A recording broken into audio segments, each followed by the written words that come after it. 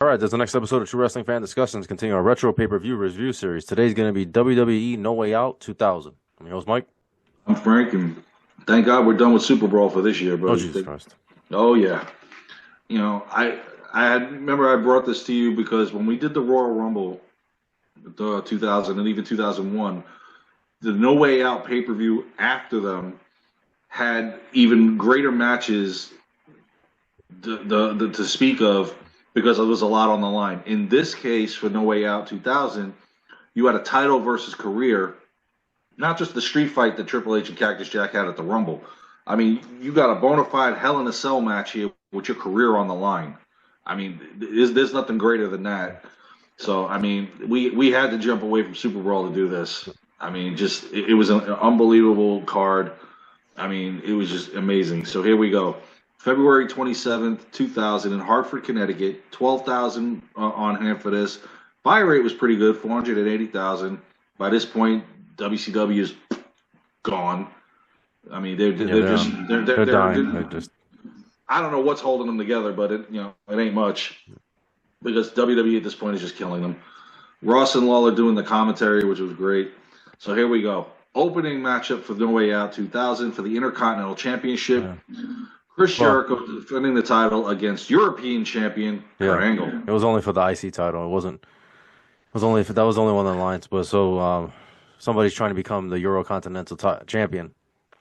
This is the only thing that annoyed me because the whole night, you have to keep seeing him, celebrating and shit. But I mean, it is what it is. They pushed Kurt Angle really fast. Oh, yeah. But it was deserved it. it was well deserved. Oh yeah. Now China's in Jericho's corner. At this point, their whole thing with the Intercontinental title has run its course. I don't understand what is going on here. That was my only, I was confused. It was a little silly. It was a little silly. So, and the match between each other, between these guys was pretty good. Angle, trying to cheat, brought the Intercontinental title into the ring. The ref tried grabbing it. At that point, Jericho puts Angle in the walls. Jericho, but he got to the ropes, so match still continues. And repeatedly, Angle even tried hitting China with the European title and missed. Jericho hit Angle, and he ran into China, who hit the steps. Again, why is she at ringside? Why is she at ringside? Yeah, she cost him the match. Pretty much, yes. Because after the whole thing with the referee distracted with China, Jericho went for his moonsault, and Angle hits him with the IC title that happens to still be in the ring. Right. He gets the pin, and now Kurt Angle is the Eurocontinental champion. But here's something that I didn't understand. Tim White is doing the refereeing. Earl Hebner comes down and tries to convince him otherwise that this is BS. This is BS, and he's just like. And Tim White's brushing him off like, dude, get the hell away from me. Yeah. I counted the 3. It's over. It's over. I didn't understand what was the point of that. No pun intended. The angle. I didn't know what they were pulling here. But right. If they weren't going to reverse it, what was the point of that? Exactly. I thought Tim White was going to deck him, to be honest. But. Following that, Michael Cole interviewing the Dudley Boys because our next match is for the WWE Tag Team titles, which really shouldn't have taken place, but they had no choice to do it. Because the Gun was hurt. Gun had messed up his shoulder. Yes. So this was their way of putting him out, and then the whole reuniting of DX just became crap because he wasn't there. Because they kick him out of DX after this, right? Because he can't wrestle, so they kick him out just to buy himself some time to heal. And then I believe this is when he becomes the one Billy Gunn, which was a stink fest. Exactly. Yeah. When he returned at Survivor Series, he teamed with Road Dogg and R-Truth, K-Quick, whatever you want to call him. And it was funny seeing them back together again, considering everything that had happened. But yeah, they're reuniting at DX, and then he gets hurt, and it's like, all right, what the hell did we do this for?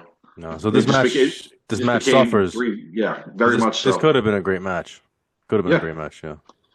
Of course, they showed what happened the previous Thursday on SmackDown. Billy Gunn with a famouser on Bubba through the table. That was the match where he got hurt, I think. That was the match where he messed his shoulder up, right? Yeah. Mm-hmm. So, and again, this match was not long. It was 5 minutes. No, there's nothing they could do, unfortunately, because he was... Billy Gunn had one arm. Yeah.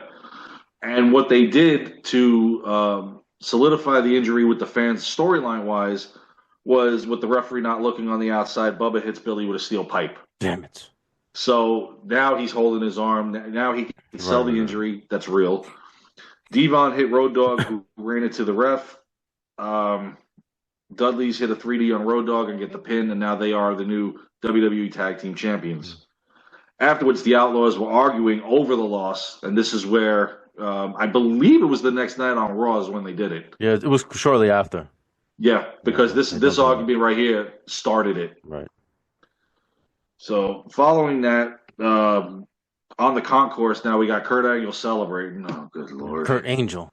Kurt Angel. I still love when Jericho used to say Kurt Angel. Oh man, this was prime real estate Jericho at this point. I loved it. He celebrated with the fans. Yeah, I don't know about that. Plus, they showed last Monday on Raw. Oh, geez, with Viscera with a splash on a pregnant Mae Young. Oh God, this is terrible. I hated this. That whole Mae Young, yeah, it was always so bad. It was so bad. Gave birth to a hand. Oh my God. And Russo was already gone at this point, so I don't even know why they were doing stuff like this. Can't blame Russo. He's gone. Him and what was the other guy? Ferrara. Yeah they've been gone for months now. So yeah, they're ruining WCW. Right. Well, yeah. There's stuff. I don't even want to talk about that. Anyway, then on Heat, Mark Henry and Viscera went at it in the back.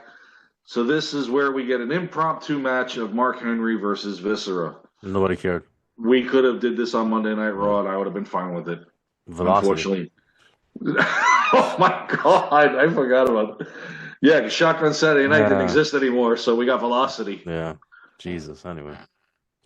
That's where some guys like AJ Styles and Christopher Daniels surfaced, but never got their opportunity to go any further than that. Thank God this was an under 4-minute match. Seriously.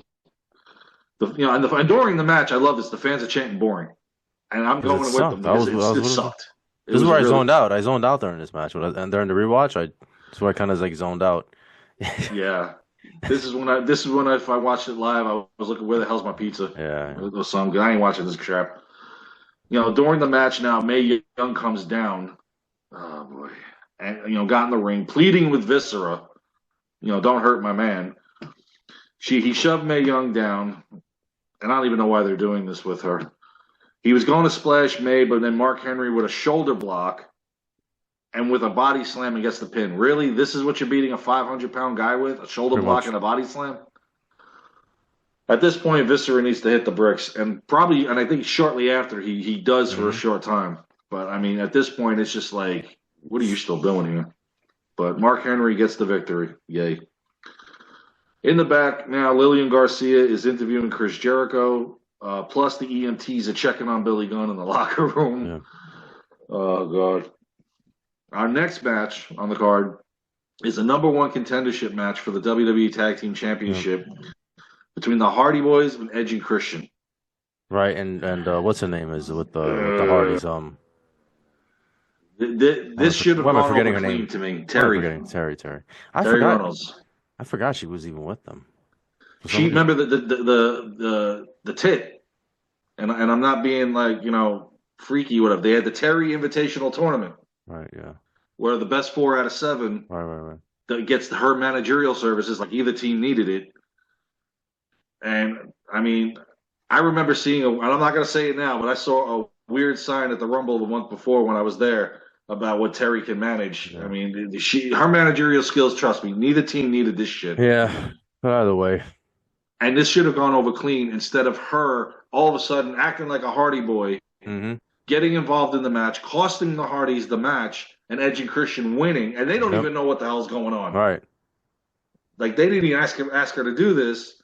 Yeah. And Edge and Christian are now going to go on to face down the Dudley Boys for the tag team titles. Overall, though, the match was good until she got involved. Yeah, it was unnecessary. Yeah. Because also remember now, earlier on Heat, before the show even started, Terry bought the protection of the APA, and the Acolytes came down to the ring during the to protect Terry, against the Dudley Boys, who she had the issue with. Now, when the Hardy Boys didn't like what happened at the end of the match, the Acolytes were like, you know what? we're getting a fight in somewhere, and they went and beat the crap out of the Hardys. Mm-hmm. So it wasn't a good night for Matt and Jeff. But hey, the Acolytes got paid. They're gonna whoop somebody's ass. Yep. And I loved when they did the protection service, and somebody went to them. They would come down, put the gloves on, get ready for a fight. Man, they were awesome like that. Good gimmick. Following that, Michael Cole interviewed Edge and Christian on their victory. Plus, Lillian Garcia interviewed The Big Show. Why, I have no idea.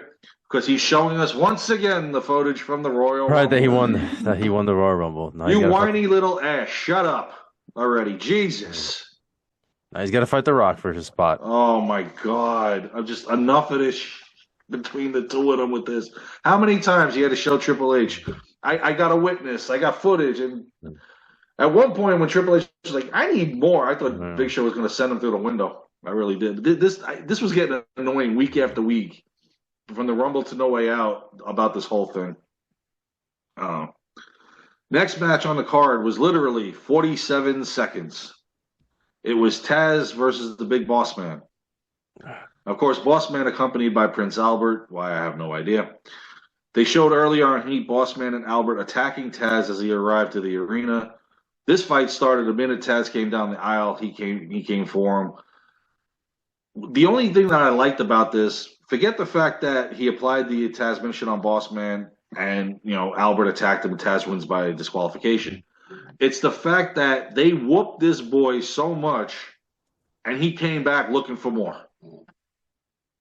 That was impressive to me. Now, has he come off that high mark from the Royal Rumble? Oh, hell yeah, unfortunately. And it's going to just his stock's just going to keep dropping. But the fact that he's getting his butt, he's from ECW, he got his butt whooped by 6 people and we kept coming. So Boss Man and Albert ain't going to be, they're not going to give him a hard time. But it was just, and the fans were actually eating it up, that he kept getting up and Boss Man kept telling him, stay your ass down. And he did.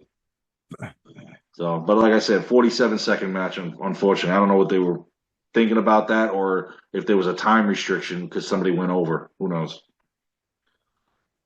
Next on that, we go back to Kurt Angle. Like we need to. Now he's in the crowd with a megaphone. Okay. Plus, they showed what led up to our next match, which was a no-holds-barred match, Kane versus X-Pac. Yeah.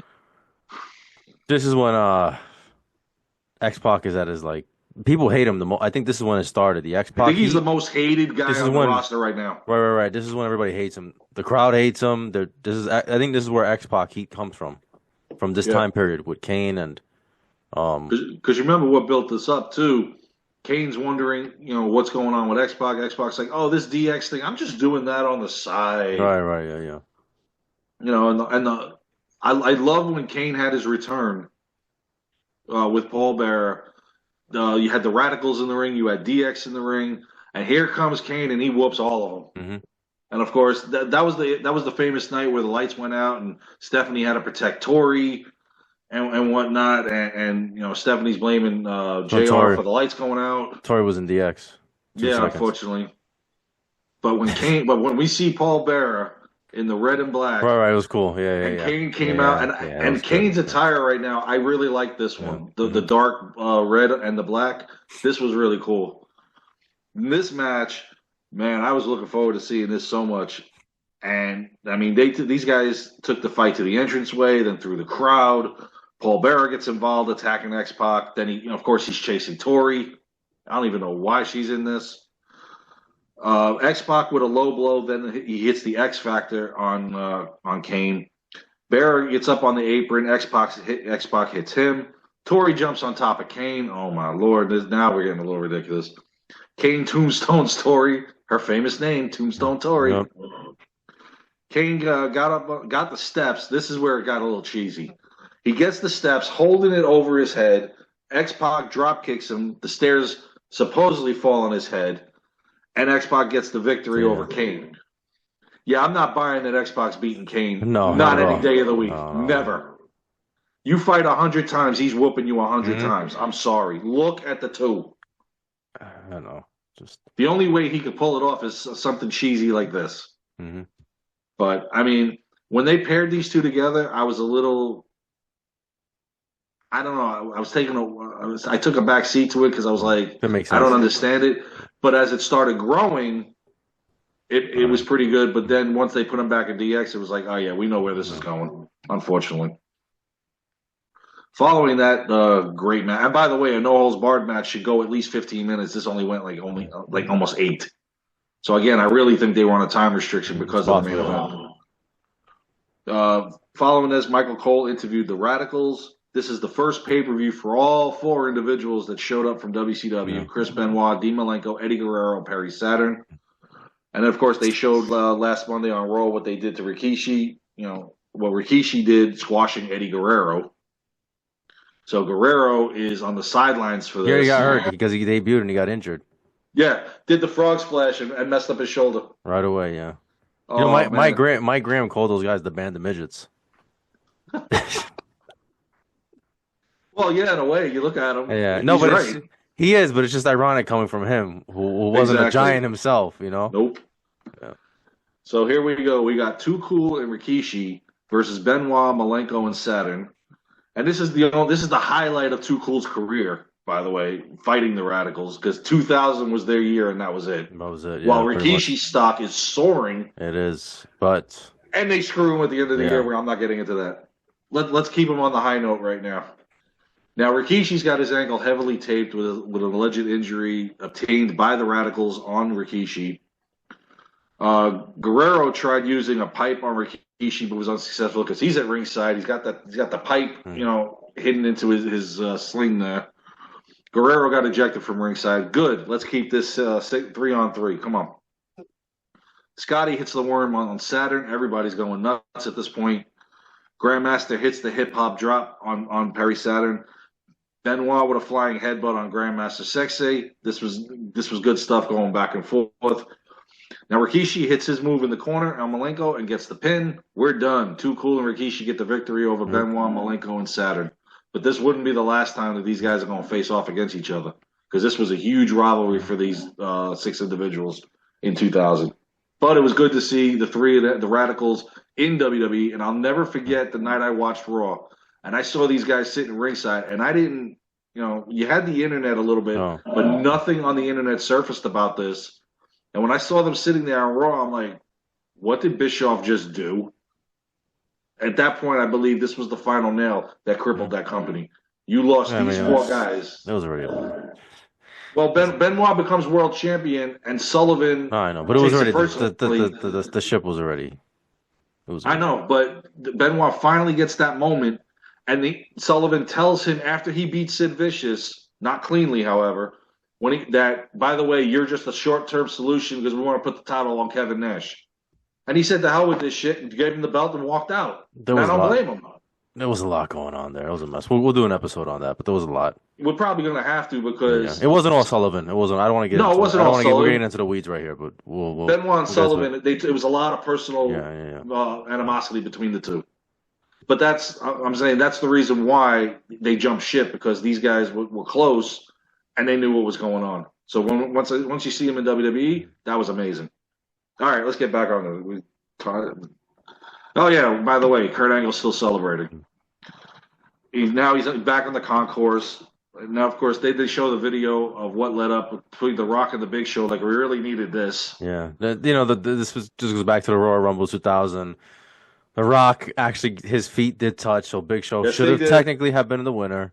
Mm-hmm. But The Rock won, so now they're fighting each other. Now, whoever wins this is going to WrestleMania.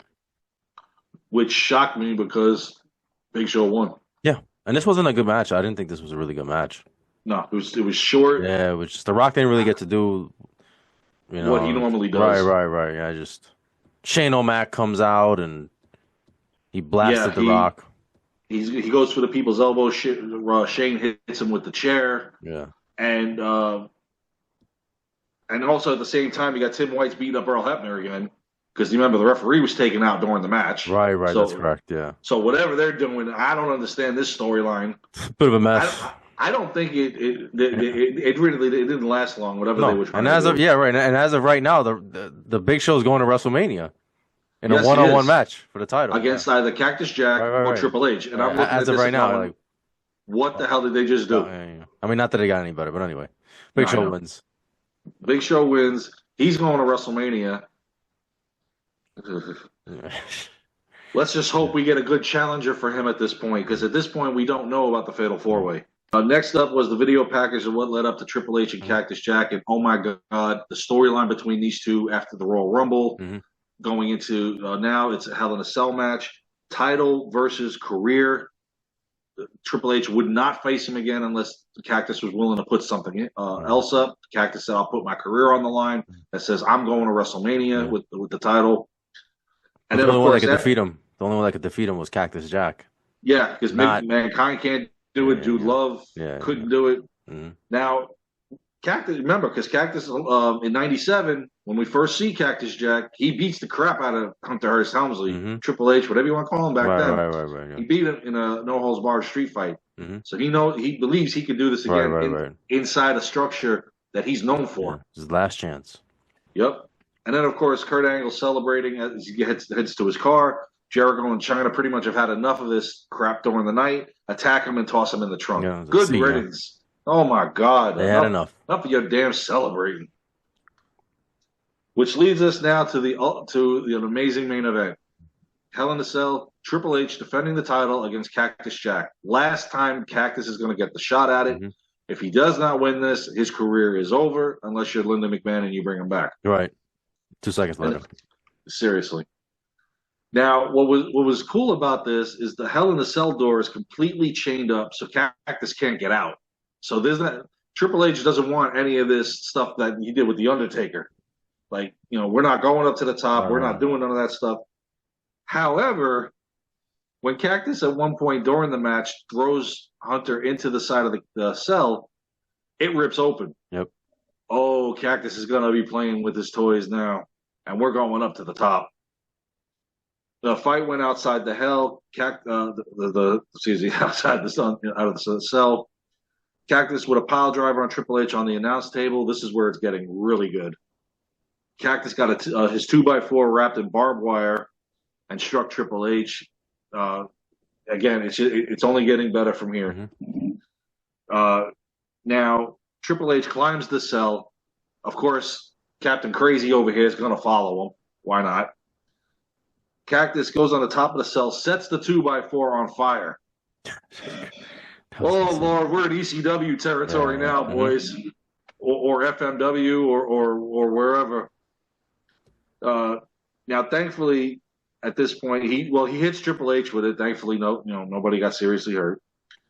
He went for a pile driver on Triple H. Triple H counted it. He flipped him over, and Cactus crashes through the damn thing and breaks the ring. I don't know what was more impressive, the night that he fell off of it or the night he went through it. Hell, you can say both. Right, yeah, no, it was wild. The fact that he broke the ring. Now, Triple H gets down, and he can't make heads or tails of Cactus at this point. He nudges him, and Cactus starts moving, and Triple H is pissed because he's moving.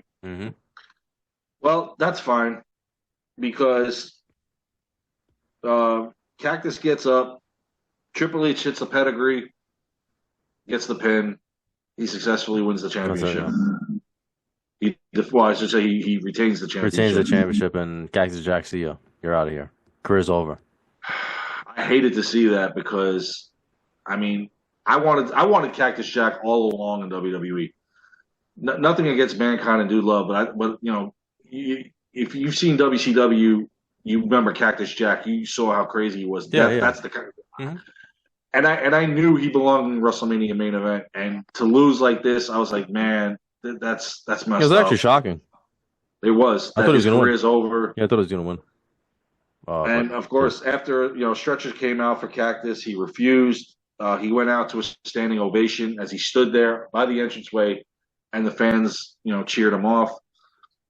We didn't know that coming down, now the road to WrestleMania, that we were going to have the whole McMahon fiasco, and that Linda was going to bring back Mick Foley one night only. One night, and for him to stink up the joint. He stinks up the whole thing. Yeah.